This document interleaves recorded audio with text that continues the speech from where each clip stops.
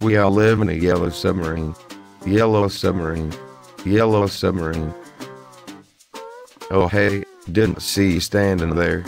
I'm Cleavis Butthead. Did you hear the news about Luca Magnotta? I sent you a link. It probably went to your email. I sent it to your channel and hopefully only you will get the link. That video could scar someone mentally for life. I didn't post that video to get views. Ironically, on another Yahoo account I made about 100 very funny videos which took me a long time to edit, yet they got extremely few views. It sickens me what people are interested in. Anyway, my intent was to attach just a photo to someone else's video. Can't do that. Can only post videos on YouTube, not photos. Even then, can't post to another account. Only link from your own account. So I didn't have any other option but to post it on my account. I see you were in Toronto. I think it should be pointed out that while the overall population is supposedly 10% gay and 35% bisexual, that is much higher in Toronto. Interestingly, well over 50% of Catholic priests are homosexual. The reason I mention this is that the media likes to portray homosexuality as something very rare and uncommon. Quite the opposite.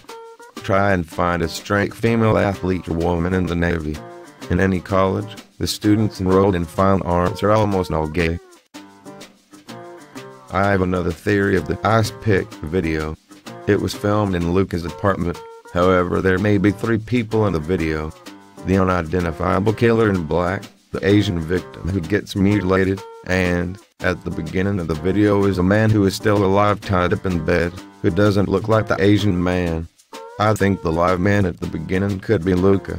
The live man and the killer dressed in black are on camera at the same time. Another thing just occurred to me. In the beginning of the video, the killer is shown with the live man tied up in bed.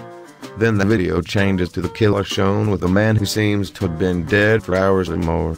I am not convinced that the live man and the dead man are the same person.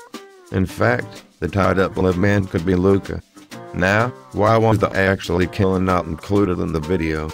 It seems like this video was made to incite and provoke whoever viewed it into retaliating on Luca.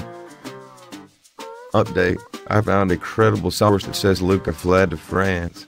It would be very interesting to know who the Asian victim was.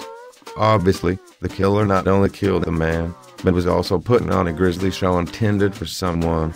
Mercifully, the man was dead before the mutilation began.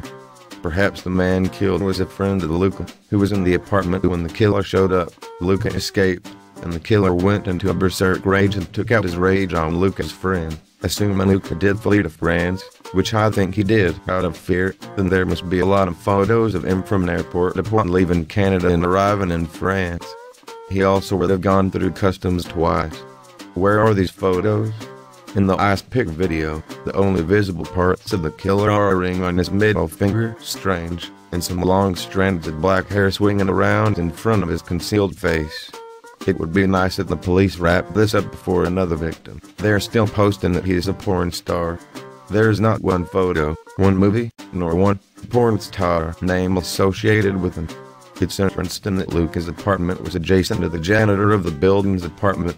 Yet the janitor never saw the Asian guy nor heard him. Another error in the reports is that the killer had sex with the corpse. Wrong. The killer simulated having sex with the corpse. If the people employed to protect society, such as the police, were not morons, perhaps things like this wouldn't happen as often. In this case, the police had been tipped off days before about this crime, and they completely ignored it. I have an idea. Every time a cop bungles a case, put him in jail for a month or fire them. Whenever we encounter a person, we make an assessment of them such as scary, creepy, nice, gentle, liar, friend, happy, trustworthy, etc. I have always been an excellent judge of character. If it turns out that Luca did this, it will permanently make me distrustful of all people. When I see Luca's blogs, etc., he doesn't seem to be a person who would do this. It is interesting that people ignore his years of complaints about being stalked. The reason he wanted to disappear is to avoid stalkers. I have a question for you. How do you know he has dozens of fake accounts on YouTube talking back and forth? I never even heard of this guy until about 36 hours ago. How do you know all that in such a short amount of time? Hopefully he will be found very quickly and the story will clear up. I just find it incredible that people are going nuts with this story. Well, hey man, I have to get in there and do me some bowling.